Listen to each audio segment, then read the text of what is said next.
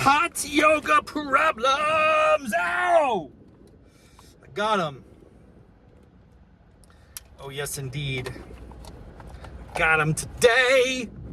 My yogi friends, my loyal listeners, my brainiacs across the nation, my tens of fans. I feel good about that class. That's at least a 6 out of 10 on the Richter-scale. Oh. I've been feeling it for a while.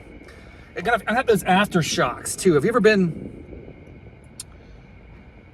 you ever, whoa, I'm really close to the pillar. Whoa.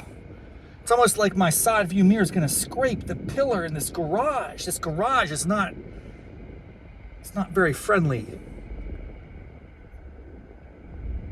Wow. I don't know how I got in so close before. Quite an ordeal. I could fit a couple slices of paper in between my car and the pillar. Oh, but I'm pretty good, man. I've become adept. My parking garage navigation skills are world class, if I do say so myself. It took years of denting and dinging the doors of my POS cars that I drive, but I think I'm ready to step it up. If and when I ever become financially stable to the point where I don't care about wasting money, if that ever happens, where basically money is not an object, maybe I'll get a really nice car, which is I'll still feel bad about it, because to me that's the biggest waste of resources. Why do I need this really nice car? You don't need a nice car, dude. Point A to point B, baby. Drive it into the ground. I guess if you spend a lot of time in your car, let's be honest, let's steel man the argument for getting a nice car. I guess one would be, hey, you can't take it with you. Why are you saving? Why are you being so fiscally responsible? Why are you investing resources for the future? You could die. You gotta spend it. You gotta consume. You gotta get the nicest, slickest, meanest, baddest, raddest, attention-grabbing vehicle you can. Roll it off the lot, baby. It doesn't matter. That's one argument, because, live for the day. Secondly, if you spend a lot of time in your car, you want a nice, cushy environment. So if I was a traveling salesman or a circuit rider of old, it's like the Methodist circuit riders. They probably had really nice horses when they were going town to town to spread the word. I feel like that's an investment. You don't want a lousy horse if you got to be on the horseback all day. Similarly, if you're driving around, if that's your jam, I think you want to invest a little bit more on that, because there's a return on it. For me, just a little suburbanite, a dude who lives fairly close to his office. I don't have to even drive around that much. It's a glorious thing, man. I'm very fortunate. Live in the Washington, D.C. area without a commute is absurd. It's brilliant. It's a game changer, man. It makes this place livable. But dude, whenever I go out and I see these people that are living outside the Beltway and shuffling in and out every day, and 66 paying like $50 to get in on the toll roads and everything, I'm like, man, that's not the life.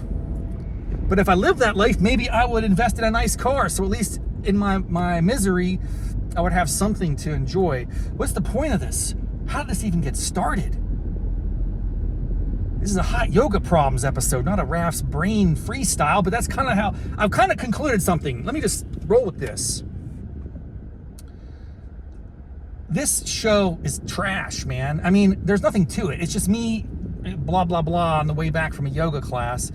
I've been making little short videos and clips that just AI generated, so there's nothing intentional about it other than what the algorithm seems to think the people want. I don't know how that is figured out, but it's a pretty cool program. You upload the full-length video, and it spits out these little clips with subtitles and everything. All right, that's cool. And I post those periodically on YouTube. And the hit rate is just so unpredictable. Sometimes I make a clip, I'm like, that's a funny thing. That's something crazy I just said. People are gonna love that. And it might get like 10 views. Other times, this crazy stuff that makes no sense at all gets 14,000 views. How is this happening? I don't know what drives the audience of hot yoga problems, but it's pretty much not hot yoga. I don't think any of my yoga content gets love or attention. Now, I'm okay with that. It's really just therapy for me. I get to, spend 10 minutes of my day spewing off the venom and hate that I have for this beautiful torture known as Shavasana, hot yoga, whatever it's called, asana. I don't even know what the different terms are. I just enjoy it. It's a masochism of sorts. But it's funny to me, man. Like, ostensibly, it's about hot yoga, but I don't think it's hit the yoga community pretty hard yet. I gotta go out there. I have been, like, creeping on the Reddit pages a little bit and starting to comment and engage folks. I'm not going to be super self-promotional. I mean, I don't think this is the best content in the world. I think some people might find humor in it. I think my loyal Brainiac listeners, the 5 to 10 of you that are out there, you're friends of mine, or family members perhaps. Friends, relatives, people that I know. And maybe you enjoy this as a sort of, I don't know, just a reminder that Raph's out there and you can feel good about yourself. Because anytime you think you're struggling, just click on Raph's brain. That guy's got issues, dude. That guy's got issues. It makes you feel, if that's what it helps, at least I'm bringing some joy to the world in a small way. But every once in a while, an extraneous listener comes in, they creep in and they catch a short or they catch a feature-length episode and they're like very confused. Long story short, how can I elevate this content? I really do think after I'm almost like on 115 or so episodes of Raph's Brain, I'd say a good quarters of those are hot yoga problems. Because it's just the easiest one to make. It's like a ritual now. I put the camera on, I hit record on the commute back. It's 10 minutes. It's just stream of consciousness. It's very easy to produce. Download it, live to tape, up, boom, done. There's no real planning in this at all. And I like it that way. But if I ever want to elevate this content and like actually be good at something, I'm going to have to put more into it. It's like life, dude. You get out of it what you put into it. Is that the thing? Is that you got to put something into it to get something out of it? You don't just get things for free. I don't know how that works. There's an old cliche there that I'm trying to resurrect. You get out of it what you put into it. Is that something? Does that strike? Is that a familiar tone? Is that like? I think a general idea of that saying is, if you really care about something and invest time and energy and resources and intentionality, that's how you get a nice outcome or result. Conversely, if you just have, something, I could have turned there. I hate it when I delay the turns. Left turns, man, left turns. I'm the left turner guy clogging up the streets because I wasn't aggressive. I hate that. If you're in the left turn lane on a busy commuting morning and you hesitate, you have ruined the lives of scores of your fellow Americans who are racing to get to the office and be productive for the good of the economy. So shame on you. Shame on me. Get with the program, son. Oh, I just drove past a guy who, seriously, I am not kidding, I've never seen before, but he literally looks like, what's that show called? Not Family Guy, but it's the country kind of, I think they're based out in Oklahoma. It's, one of those cartoons on Fox. It's like the guy talks like this, and Bobby's the kid. What is that show called? I don't watch it. I don't care for it. Frankly, I think it's a little weird, and I'm okay with it. Don't get me wrong. If you like it, I'm not offended by it. I'm not upset by it. It's just not really. It's not rated. It's not in my lane expressly. Although I appreciate it. He's a gas salesman or something. It's clever. It's funny. But I just passed a dude on the street who looked like one of those cats from that show. The guy that has the hat, and he's kind of a shady, sketchy dude. Like he's got sunglasses, and he says funny things. I think he smokes cigarettes a lot. Larry, is that his name? Gosh. Anyway, just creeping to the neighborhood. Larry from the Family Guy show. It's kind of like a show like Family Guy, but it's not Family Guy. It's Wheel of Fortune. Something in the Life in the City. No, it's a country. What is that called, man? Whatever. Who cares? It's irrelevant. Oh.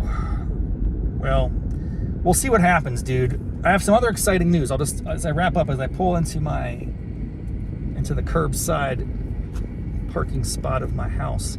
It's not really my parking spot. It is public parking on the street here. We have a driveway where the nice car is parked, and then we have street parking where Rob's piece of, you know what?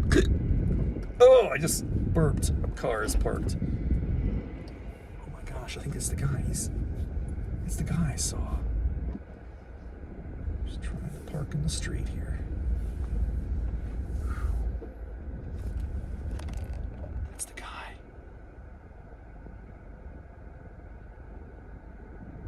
Where'd he go? Oh gosh. This is scary. There was the guy. That was the guy I think I saw that looked like the dude from the TV show. Wow. It's like he heard me. He's just walking through the neighborhood. Creeping people out. What was I talking about? I don't even remember. Parking spots aren't reserved in this neighborhood.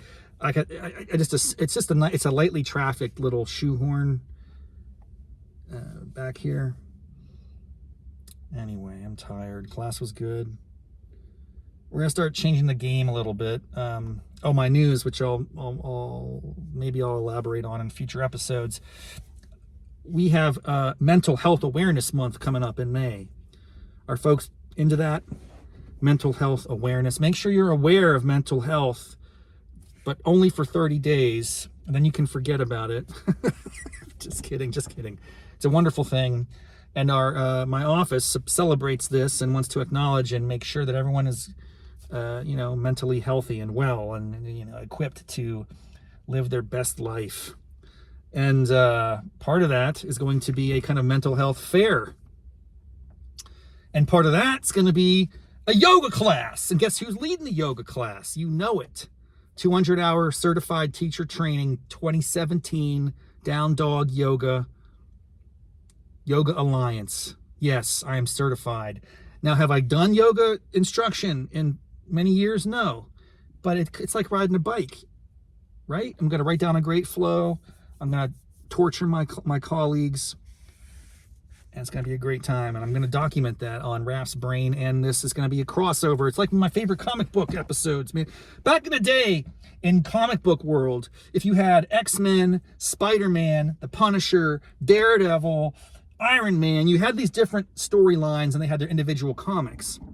Every once in a while, they did a crossover where Wolverine would get involved with Spider-Man and then Punisher would come in there, and they have like a 3 or 4 episode crossover series. You'd start in one stream and then you'd enter another and then come back next month, and it was really cool. So maybe we're going to pull some of that jam out for the month of May, Mental Health Awareness Month. I'm going to mess with your brain as Raph's brain gets like all crazy and interloping between these streams of content. How's that sound for mental awareness? Yeah, I'm going to keep you on your toes, people. Again, I do appreciate the tens of loyal fans and listeners out there, friends of Rob. It's always a pleasure to share a little bit of my day with you and vice versa. So thanks again for tuning in. Until next time. Namaste, mo fools.